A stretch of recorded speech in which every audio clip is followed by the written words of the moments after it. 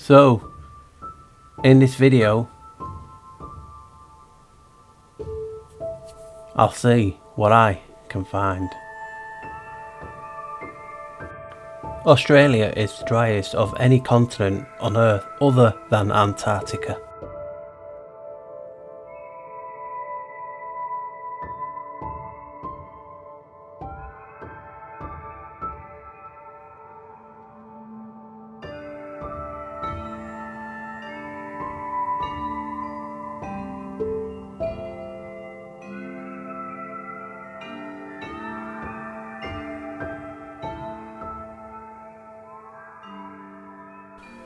Let's talk about the name. The name Antarctica is the Romanized version of the Greek compound word, and I'm not going to pronounce that. Now, a lot of us will have seen Terra Australis incognito used in various maps. Now, this is not just the Antarctica, this is also referred to as Australia too, Terra Australis. Now, I'm going to show you basically the translation for this and what this means. It is the following.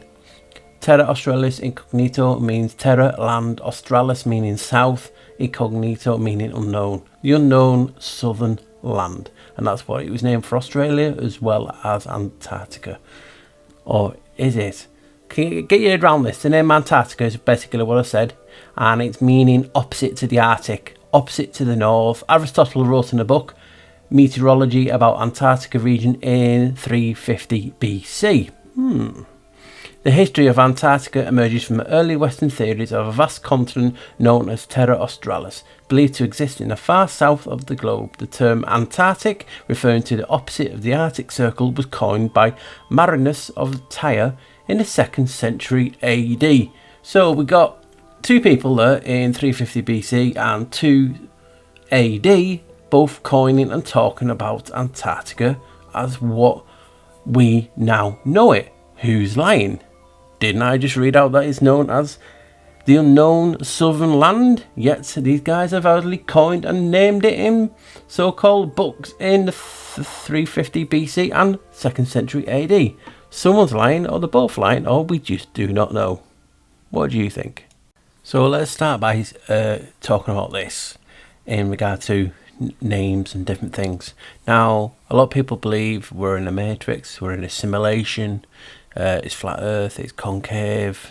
There's so many beliefs in people. Now, one of the beliefs is that there's an ice wall surrounding this realm, and there is other land outside of that. Now, I want to be trying to talk about everything on theorising how they would get to that extra land through Antarctica, etc. I've done it in a previous video, and I'm going to show it in this because I believe it's relevant. So if you're one of those who believe there is an ice wall barrier, hence barrier, the definition, a fence or other obstacle that prevents movement across. So the ice wall would be a barrier.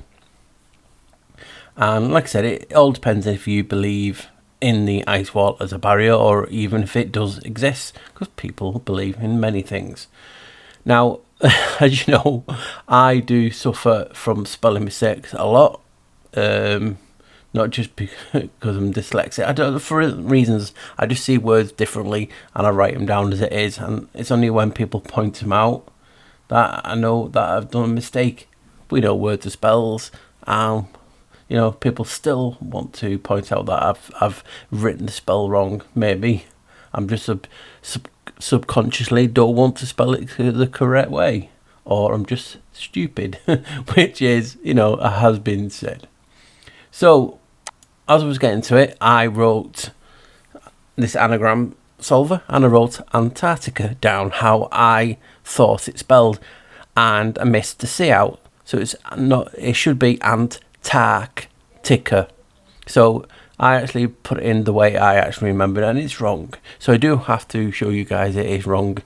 But I found something interesting from being wrong. Now, Antarctica or Antarctica. And it got me a few results. Antarctica, Antarctica, Catarina, Catinanara, or Antarctica. So the bottom one, for some reason, just shouted out to me. So I thought, what could Antarctica mean? And here's what it means. What does Antarctica mean in Italian? English translation, wrapped. So we're talking about a barrier, or we could be talking about a barrier of ice wall around this realm.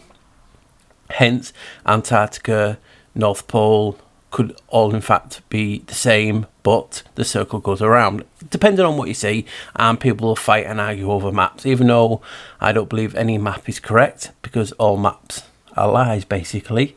And I've done videos on that, but people ignore that, and they'll decide to, we'll just attack him. Oh, I don't believe in this map, instead of actually listening to what I'm saying and looking at other videos.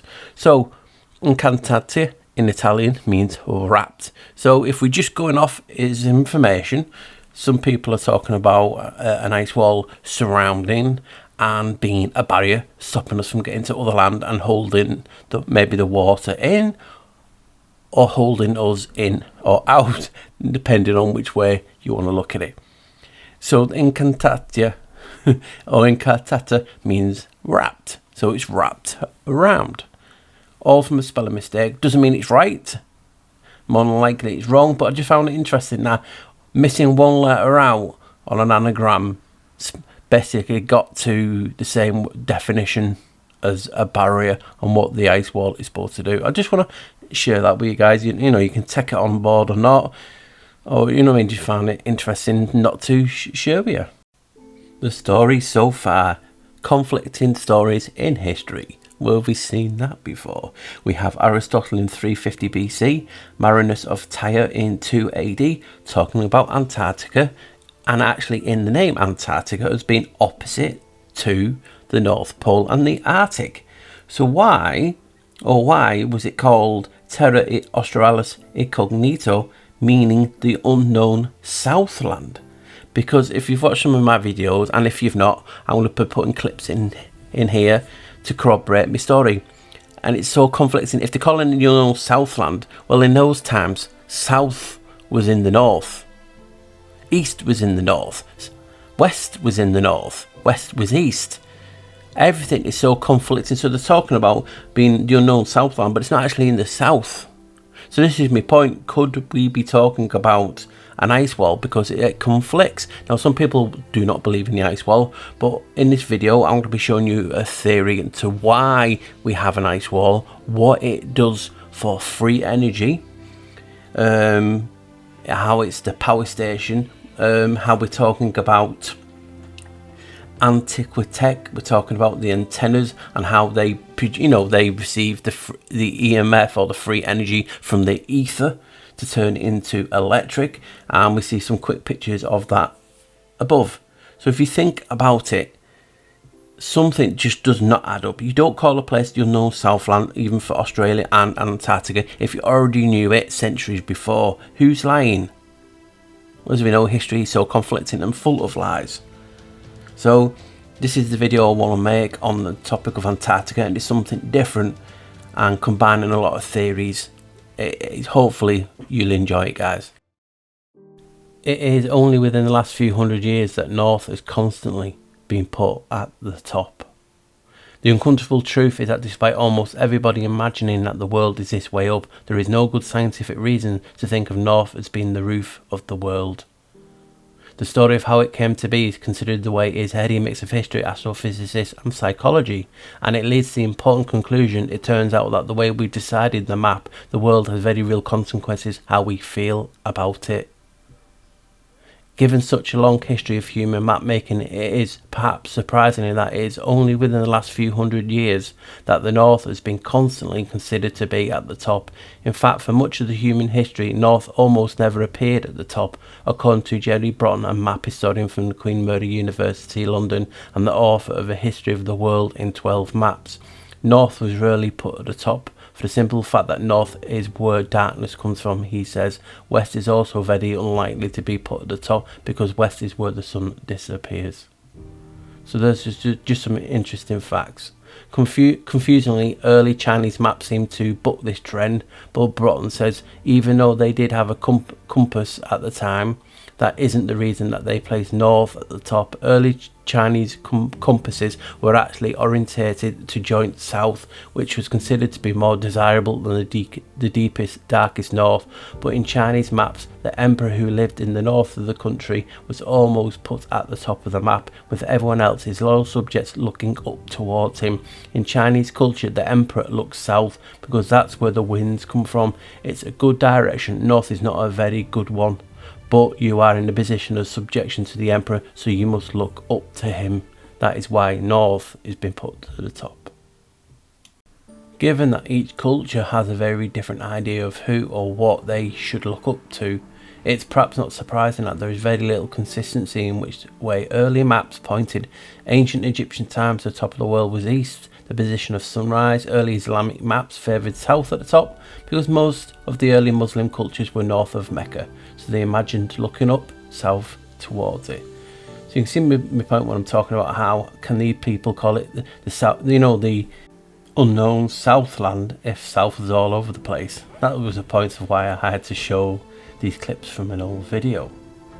When Columbus describes the world, it is in accordance with east being at the top. Right guys, the reason I've got the compass on the screen is just to show you, sometimes it's easier to see. Now picture you have north, and I'll just move it on now, north at the top, east, south and west. Obviously Antarctica was known as the Terra Australis Incognito, along with Australia as the unknown Southland. But from antiquity up until the middle of the medieval period, we have what we know now, because I've showed you the evidence so far, that south wasn't at the bottom. Sometimes south was in the north position, east was sometimes at the top, west. All different cultures and civilizations had south in all directions. So why is it called the unknown Southland? Can you see me where I'm getting at? If they're calling it Antarctica because it's opposite, then fair enough. But from the medieval time, from Mercator onwards, it was known as Terra Australis Incognito, the unknown Southland. So that if they actually knew it was there, and then they've projected it as south, that's why they've called it. But we know from the compass, it could have been all over the place. So this is just an interesting fact that I wanted to show you. So when you see the compass directions changing around, like on screen, you can see, well, what they're actually talking about. If south is moved all over on the compass directions, it can literally be everywhere. For some reason, it could be all around us. Right, guys, what are you going to need? Well, you need a lot of discernment. So please, anyone that's got an itchy triggered finger, just watch it. Treat it all information. This is just a theory. It's crazy that you have to do this, people. People just get ridiculous these days. So you have to imagine in your head. So I'm looking up now, and hopefully above me, hopefully Paul remember, hopefully there is a picture of ice walls. Hopefully. And you have to imagine that ice wall can create a kinetic magnetic field, and it slowly turns, creating the force of free energy. So it's my understanding from my long-standing theory. I've talked about it briefly in little bits of videos, but you've got to imagine if the ice wall can turn and it surrounds us, it creates a field which then goes up into the firmament, right, creating this free energy. Now, what I'm going to also show you in this clip coming up, hopefully, and if it doesn't pass inspection, I'm screwed. So we'll have to briefly talk about it as well if it never goes through. But in this video that I found, they actually use a copper wire circle, and energy comes in from the sides, and it creates what we actually see with our own eyes. So it creates a toroidal field that we see. It creates all the things that we have seen in this realm, and it's a circle. So that's what got me onto the thinking the circle ice wall has to be magnetic of some type, friction, and it turns. I mean, in the lab they are creating something called spin ice, where the ice becomes magnetic. And you have to even consider that they have found magnetite mineral, which is obviously magnetic, and You know what I mean? They actually found that in Antarctica. So if they found that in a lump sum in this area that I'm referring to as an ice wall, and it's creating free power, but it's slowly turning, it's not a far stretch to think that that is why where all compasses point to. So anywhere you'll go, you move out, it'll automatically turn around and point backwards to it. So if it's going all the way around, it's always pointing all the way around because of the magnetic field. I know it takes some getting used to, but it just works for me. Doesn't mean it works for you, because obviously in my head it's like an Oscar-winning film. You know what I mean? And it makes sense. I can't get that sometimes out to show you guys, but hopefully I'll do my best. So you have to picture and use some discernment, because it is, to me, it's a really, really good theory, and just thinking out the box that people are talking about with different communities about, yes, there's an ice wall. No, there's not. Think about if there is an ice wall, and like I'm saying, it's slowly turning, creating a kinetic friction force. That is a wow, because it only has to move a certain amount to create unbelievable amounts of force. Now, is this being turned off? Did the ancients turn it off? Or are the so-called Kabbalists actually using it for their own, ill deeds, and actually not sharing it with the general populace? Because we don't have free energy like we used to. So they're not sharing it with us. So that is my belief, that the ice wall turns to create a free kinetic friction type of energy. You can see EMF, whatever, but it's got so many minerals in the ice. Even the ice can become magnetic. It's called spin ice, as I said. And then you have the minerals, the magnetite. It's actually been found, and if I remember, I'll put it on the screen now, and you can just see it actually has been found. So take all this into account, watch it. Hopefully you'll enjoy what you will see. Right, guys, thank you. So on the left you can see magnetite, and it's a mineral and one of the main iron ores with the chemical formula Fe3O4. It is one of the oxides of iron and is terramagnetic. It is attached to the magnet and can be magnetized to become a permanent magnet itself. It is the most magnetic of all of the natural occurring minerals on Earth. And look at the side, you can actually see it's been found in Antarctica. So it fits my description of what I'm trying to get at. Now you can quite clearly see on the right now, instead of that, magnetic fields can be used to make electricity. Moving a magnet around a coil or a wire, or moving a coil or wire around a magnet pushes the electrons in the wire and creates an electric current. Electricity generators essentially convert kinetic energy, the energy of motion, into electric energy.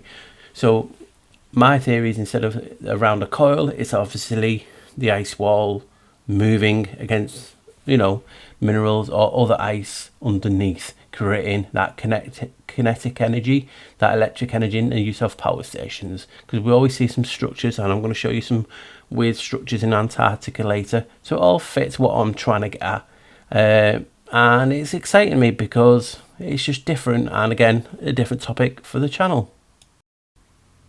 Picture a circle wall of ice all the way around, wrapped even. Now imagine the ice wall will look like the copper wire that's coming up, and bear with me, it will make sense. By interacting magnetic fields. When electricity flows in a coil of wire, a magnetic field is created. This field reacts with the field of a permanent magnet.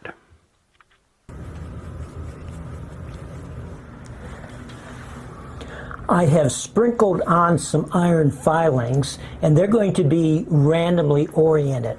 So now I'm going to apply a current to the coil, which will generate a magnetic field. And what will happen is that the iron filings will become magnetized and rotate along the magnetic field lines, so we'll be able to visualize the generated magnetic field lines. So now I'm going to turn on the current, and I might have to tap it a little bit to get the iron filings to rotate.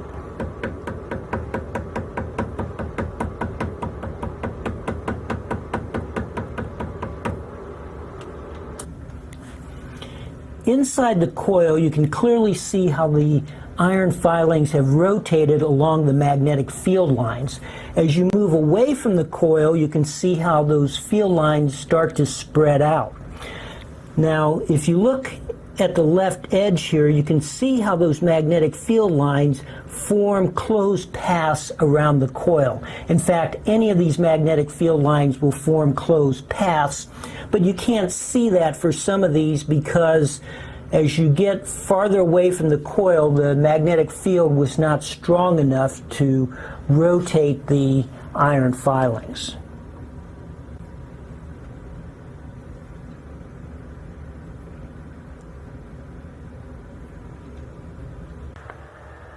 We have visualized the magnetic field lines for current going around in a circle.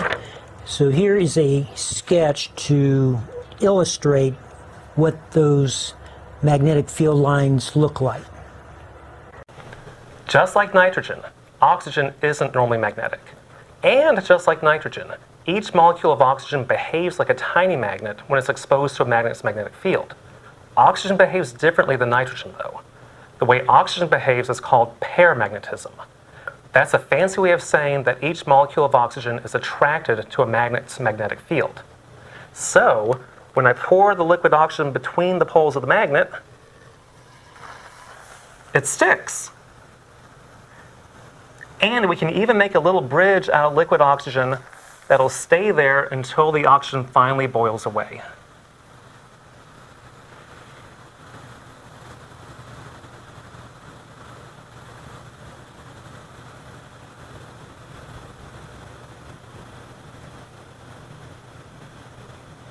So I saw this structure that I'm going to show you now while I'm researching for this video. Now, could it just be an ancient settlement, an ancient civilization that we do not know? Or could it be, what I'm theorizing, could it be a structure of a power station of some sort to harness the power of the, the magnetism created by the ice spinning against each other? And obviously I want to show you all that in this video if I've not already. Now think of this in your head, and you have to have some discernment and some imagination, because obviously this is just me theorizing here. Picture the ice wall moving, and it only has to move a fraction to create the force, the friction of so much ice moving against other ice or minerals underneath can create so much power. Now I'm theorizing that the ice wall moving is what powers free energy in this realm. For the Tartarian antiquity, star forts. Could this be a star fort? Or because it looks like two structures that I've seen, one in the Jordan and Enki or Adam's calendar in South Africa. Now I'll zoom in and I'll put pictures on that side by side when it's closer, but I'm just going to zoom in now, and this is what I've seen on the internet, and I don't take it for granted. I check the location to see if it's still there, and it is. And this is not a camera issue. This looks to me a structure of some sort. You can't get way around it because of its design. Now you can quite see it coming in now. I've just put the place underneath. There you go, guys. That for me cannot be a natural formation of ice, rock or whatever protruding underneath. That looks like some sort of circular structure, whether it was on top or is underneath, and obviously the ice is just like pushed down to it. Now I'll put the pictures of Enki's calendar, or Adam's calendar as it's known, at the side, and then the structure that's in Jordan. They look very similar. So could it just be an old, structure? I believe it's 120 meters across. So it is quite big. So this is just what I'm theorizing. Could this be a cooling tower of some sort? Some sort of ancient antiquity tech that was removed or destroyed. See what you guys think. I just think it's cool and it's interesting to include with this video about Antarctica. So do you believe in more land, like I was talking about before? Whether it's the flat earth map or the hollow earth theory? What if I could show you the entrances to either one and tell you how Janus is connected? Surely you would be wowed. So guys, as I've just showed you in them images, I want to show you what connects both hollow earth, the entrances to hollow earth, to Agartha, or the flat earth map that shows extra land and it's Janus. I want to show you how that is connecting to the both. So if you're new to my channel and wondering why is he talking about Janus, Janus is the god of gods to the Kabbalists. He is a god of entranceways, archways, portals. So in a ritual for the wording of the spell, you would name entranceways to either hollow earth or extra land in flat earth map as Janus. You would. So here we go. So let's just put in Antarctica and zoom in. So there we have it. Just get rid of that so we can show you. So there's Antarctica. Now they don't have North Pole on the maps anymore. As we know, it's just blanketed off. Now what's interesting is, as we know, this looks like a brain stem, the brain and then the stem. And people talk about another gateway in the brain, and it's called the pineal gland. It's funny that the occult name for the pineal gland is Janus. So there we go, another gateway, and it's named after the insignificant god. So let's have a look. If I was them, and like I was saying, I wanted to name the entrance to more land, you'd name it Janus. So could we find two Januses on either side? So let's see what we find. Janus, oh there we go, Janus Island. And as you can see, zooming in, Janus Island. So I believe this is an entranceway or near to the entrance to either, because like I said, I believe there is more land, but you know, what do I know? So but I would know that it would name it Janus. And look, they've even called the place, it doesn't even turn up on a map, there's nothing there, just a name, and it's called Shortcut Island. So an entranceway leads to a shortcut to where, and that is the thing, it blew my mind. Why name it Janus? Because he's a god of portals and entrances and arches, and so much. His CV is ever growing. So if you believe either in the flat earth map with extra land, how would you get to them extra land? You would need entrances, obviously. If you believe in the hollow earth and Agartha, and you're talking about the entranceways, it's supposedly it's at North Pole and South Pole, so you'd need two. So there's one Janus Island, and that so happens to be in Antarctica at the south, and obviously I can't show you the North Pole because they've took it off the maps, but the next best thing is Greenland. So let's see, Janus Island Greenway, nope, not working that one. I don't know, they saved, where is it? There we go. One entranceway, straight line, completely up. Oh wait, we have another. So, and as we know, Google Earth won't show you anything, and that's where North Pole used to be, you know, roughly in that region, and then just blanketed out with the no images.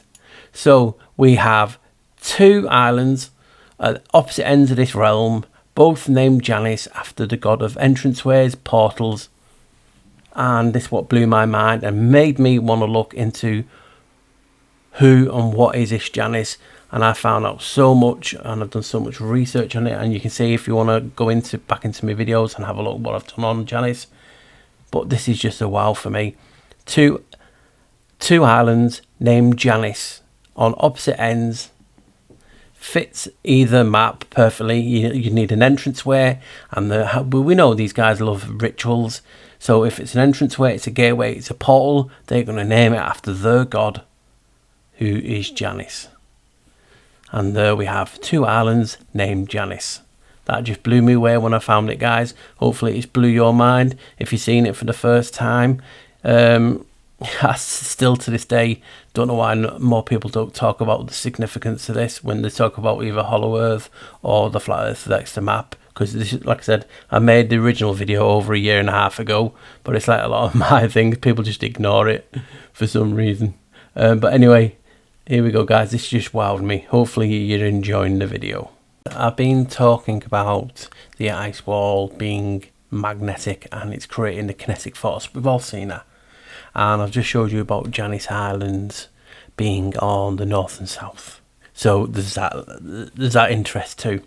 But what if I could show you something else that should make you go, because we know it's all about the ritual, the spells of naming things. I've shown you that already. So here we go, let's just click on this.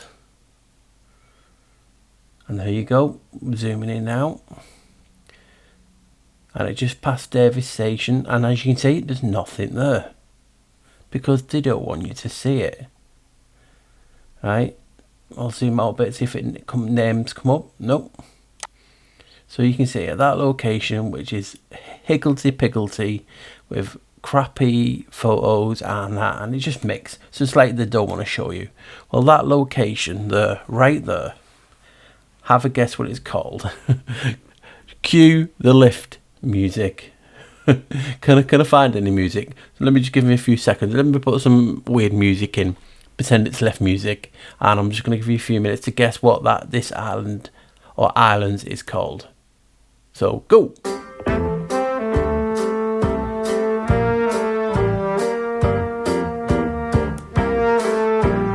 There we go. Let's even remember to put some in. I probably don't. Anyway, that island, and I'm just going to show you a little picture so you can actually see. It's called Magnetic Island. Wonder why they came up with that name.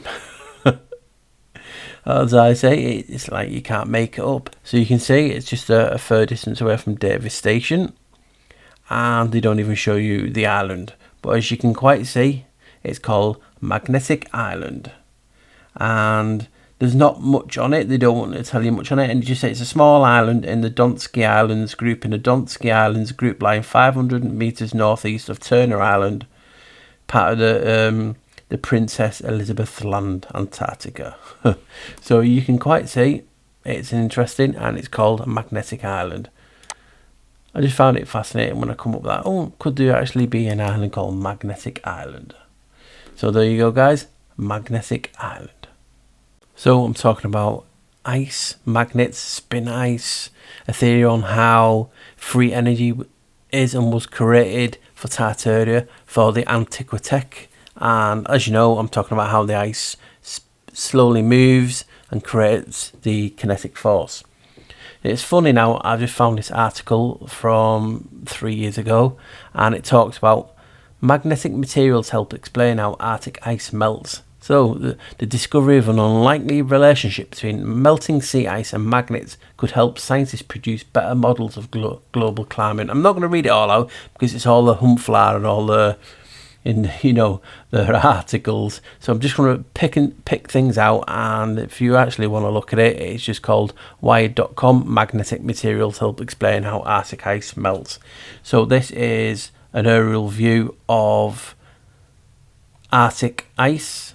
So it's the same principle as you know. I'm predicting the ice wall goes all the way around, so they're both the same, the Arctic and the South Pole, Antarctic. So as I was just saying, discovery of an unlikely relationship between melting sea ice and magnets could help produce better models for global change and global climate. So I'll briefly read it out a little bit. Kenneth Golden, a mathematician of the University of Utah, was pursuing images of Arctic sea ice when he noticed a pattern that seemed familiar. When seen from above, the melting sea ice looked like a field of white mottled with dark splotches where the ice had turned to liquid. To Golden, it seemed awfully similar to the arrangement of atoms in a magnetic material. So he's saying basically when the ice was melting, it looks like magnetic material at an atomic level. And here's me talking about the ice becoming magnetic. Go figure. So there's no obvious reason for magnets to have a relationship with aerial photos of ice, but the thought stuck with him More than a decade later, the intuition is finally solidified into a model that can be used to better predict the effects of climate change on sea ice. Melt ponds are exactly what they sound like, pools of water that form on top of the sea ice. When the ice top layers melt in the spring and the summer, the ponds are important because they change the reflectivity of ice. Ice has a high albedo, meaning it reflects most of sunlight that it hits. Water, however, has a lower albedo and absorbs a large portion of sunlight as heat. This produces a feedback loop. As ice melts to form melt ponds, a higher percentage of the ice surface absorbs sunlight as heat, which melts even more ice, producing more larger melt ponds. So I'll go further down to read out this picture there, and I'll put it on the screen now as bigger.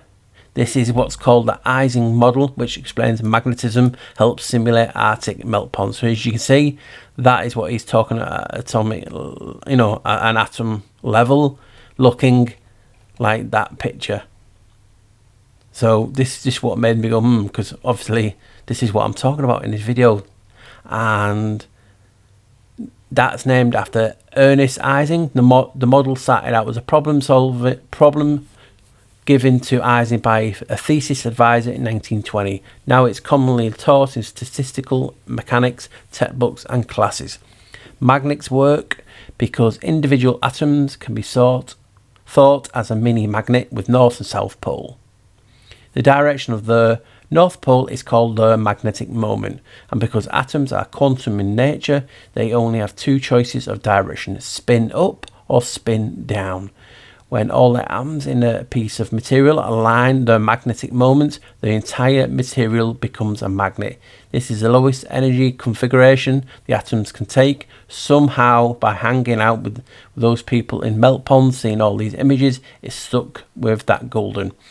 And this is where he come up with the thesis that's become reality. In that model, magnetic moments have arranged in the grid where each atom's moment can only interact with, potentially change, the moment of a next door neighbour. This makes patches of the same spin atoms form in the material. As Golden flipped through photos of the melt ponds, he noticed that they interact with the surrounding ice in much the same way. So there you go, guys. I just thought it was interesting that they're talking about how the magnetic properties of ice, and when it's melting, looking like Ising's model. So it just blew me away when you just start looking at things differently. And like I said, it could be nothing, but I just find it interesting. And obviously I make these videos not just for myself, but for you, just for something interesting to watch. In the lab, they are making artificial spin ice. So yeah, it's just interesting, isn't it, to think about ice in this way. And it looks like I'm not the only one who's thinking the magnetic properties of ice, and that's just why I'm putting in, because it's just cool and it helps this theory that I have in my head. So before, I've been talking about how magnetite or any other minerals in the ice can make it magnetic. Well, here we have colloids, right? Colloids are common material with one material that is evenly distributed with another material at a very tiny scale. Some common examples of colloids include milk, fog, jelly, styrofoam and whipped cream. Within colloids, a substance or substance A is evenly distributed with another substance and substance B. Depending on whether the solid is liquid or gas, the resulting colloid materials are called. And obviously you have, in the picture, you have gas, liquid, solids, obviously solid, substance A, and so on. Now, if you're wondering why am I talking about colloids and how substance A, gas, liquid and solid are mixed with substance B, which is liquid, foam, emulsion or sol, I'm going to show you now. And again, it's just I'm lost for words. Now have a look at this, guys, and tell me, is this why they've called it this in the region? Rotating crystals of magnetic Janus colloids. monodisperse magnetic colloids are found to self-assemble into unusual crystals in the presence of rotating magnetic fields. First, we confirm a predicted phase transition directly coupled to a dynamic transition of single particle motion from disordered state to hexagon crystal. Next, going beyond what has been predicted, we report how hydrodynamic coupling produces shear melting, dislocations and periodically mobile domain boundaries. These uniform magnetic colloids with structures are modulated in situ using the protocols described here, demonstrating a strategy of stimulus response in the colloid domain with potential applications. So this is on about something they've made it in a lab. If this is actually done in nature. And I'm talking rotating crystals of magnetic Janus colloids, making things magnetic, a colloid, the Janus colloid. Why could that be why there's Janus islands, magnetic islands, all interlocked with each other? I'm just thinking out loud, guys, and I'm just like, whoa, I've not heard of this before, so I'm sharing it with you first in this video. Rotating crystals of magnetic Janus colloids. Could that have be something to do with how the ice is magnetizing and creating an energy, kinetic energy, because of these magnetic Janus colloids? Whatever it is in nature, in the ice, is creating the free power. And is this the fascination with Janus? Not only that he's the god of gods, he's known as the sun, the moon, and everything else that I've showed you in my video. Now, could he be the reason why we have the free energy, the power, through these Janus colloids in the ice? It's just a thought, and I'm sharing it with you. But the reason why I'm reading it out, because obviously I believe the Arctic, which is the North Pole, is the same as the South. Obviously it goes all the way around. That's just my opinion. And the currents in this realm are beneficial, obviously, for obvious reasons. Now, this is from scientific reports. Need for focus on microbial species following ice melt and changing freshwater regimes in a Janus Arctic gateway. Oceanic gateways are sensitive to climate-driven processes. By connecting oceans, they have a global influence on the marine biological production and biogeochemical cycles. The furthest north of these gateways is Nerd Strait, at the top of the North Water between Greenland and Ellesmere Island, so it's not far from Janus Island. The gateway is globally beneficial, first by supporting high local mammal and bird populations, and second with the outflow of the phosphate-rich Arctic waters, fueling the North Atlantic spring bloom. Both sides of the North Water are hydrologically distinct, with countercurrents that make this Arctic portal a Janus gateway. After Janus, the Roman god of duality. We examine ocean, well, he's amongst other things, but I almost have said that first, but you know what I mean. They have to name things after him. That's my point. Why? And when I'm talking about this, and I've showed you what evidence I've put in, and I've left so much out, I just wanted to make this video a little bit different from what you have already seen on the Antarctic and Arctic. We examine oceanographic properties and differences in phytoplankton and the other protist communities from the eastern and western sides of the North Water. And then it says, I found the species differently marked due to salinity, stratification, regimes and local hydrography. There's some words. So that's just why I wanted to read this bit out, because it's talking about this passageway being the Janus gateway, the Arctic portal, and we're talking about Hollow Earth, we're talking about extra land. So not only we have these Janus islands, we've got Janus portals and Arctic portals. So there's just more for the theory that I'm trying to get out in this video. Right, guys, I think I might call it a day now and then and do my thoughts, because I could keep going all day. It's not like I'm gonna mention magnetic ice play for kids. Look at that, it's not even loading now. Oh my dear me, does not want to load. There we go. So magnetic ice play for kids. Do you want to get creative for science if you haven't thought about doing preschool science activities? A magnetic ice science play activity below. So, you know, we go, guys, they're teaching it to the kids. So, just thought I'd share that with you. Right, guys. Yeah, they call me the black sheep. You know they call me the black sheep. I'm running wild while you're asleep. They try to call me the black sheep. Hello and welcome.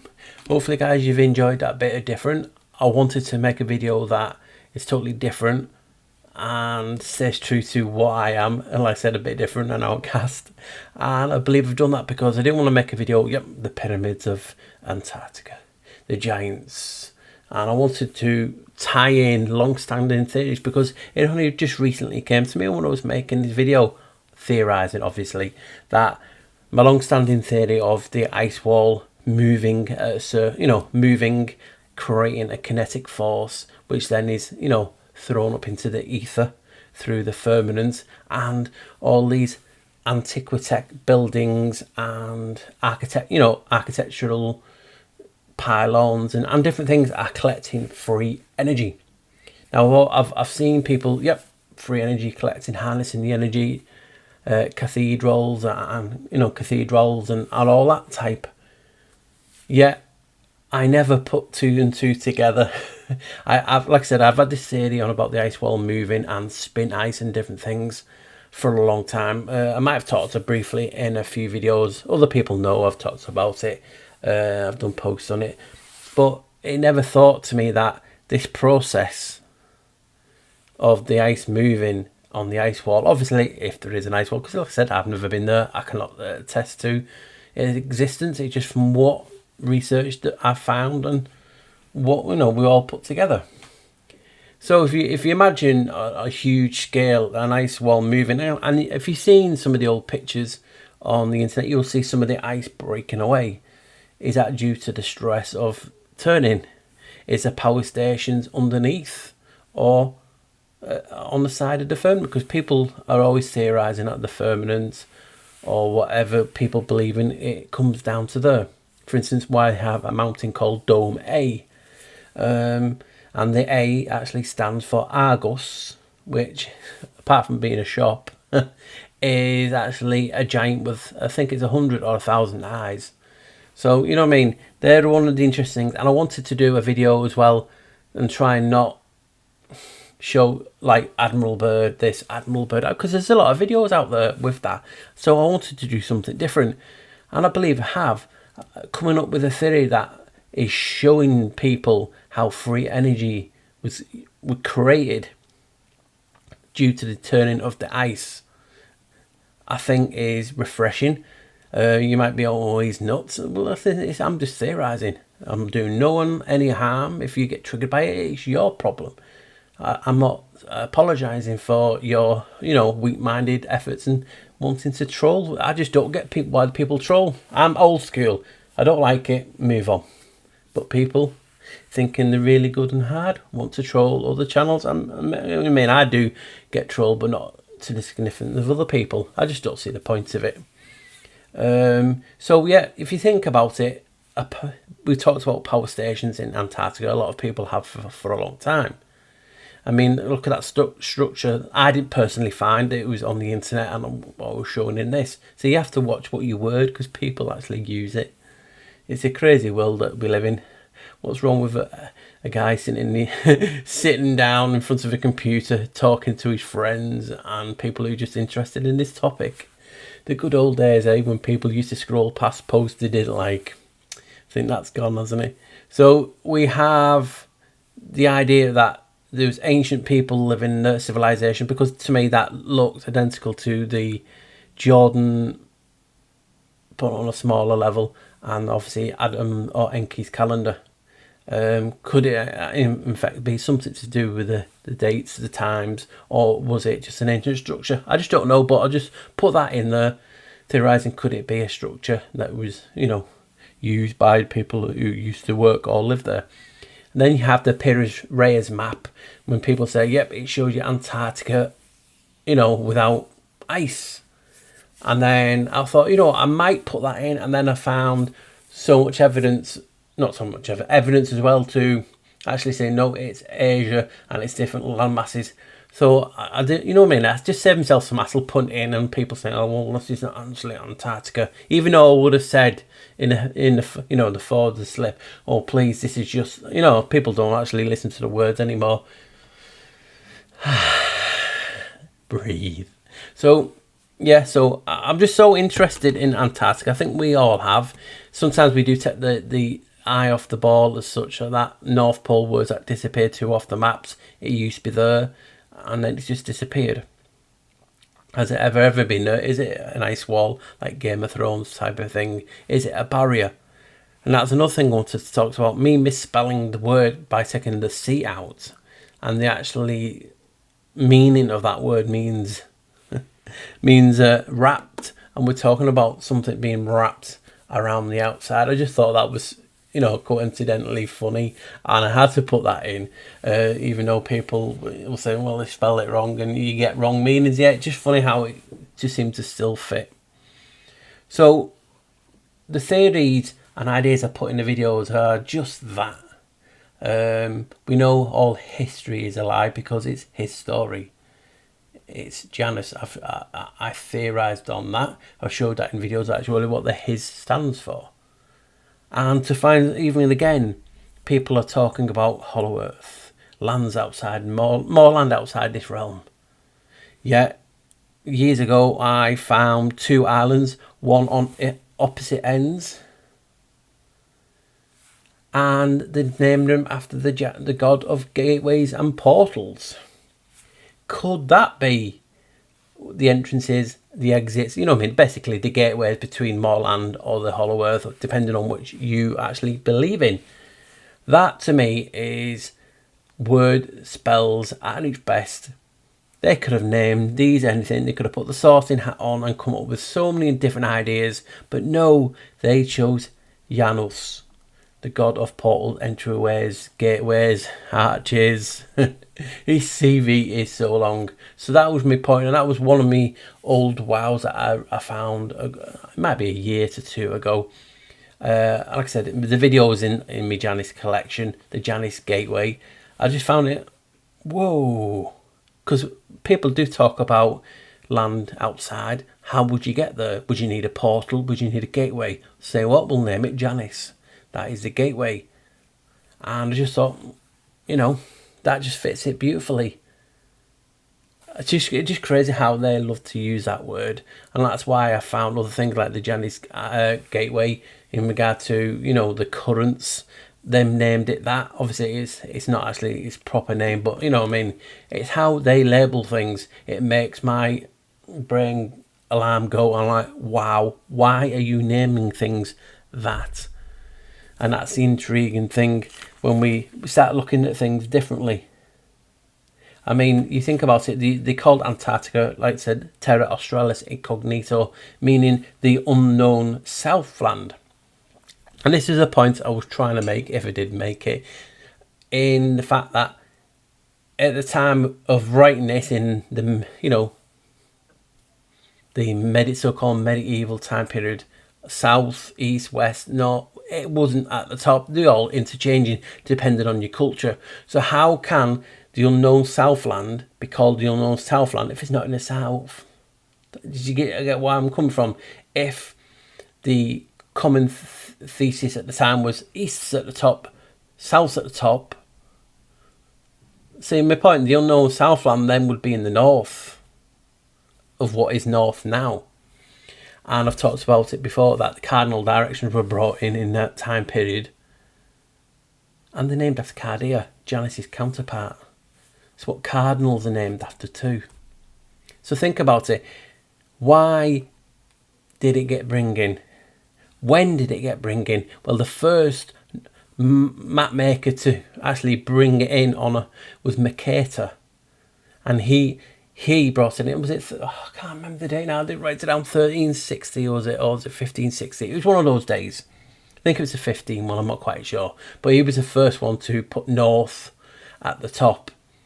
But he had the poles to affinity. He didn't care. He said, we're never going to go there, so I can put the poles on my maps to affinity. If we're never going to go there, how do you know they're there in the first place? That's majestic. We know all these lands are here because they're mapping them in, but he put the poles to affinity. Cardinal directions were brought in, and it's in the time period called the Great Vowel Shift.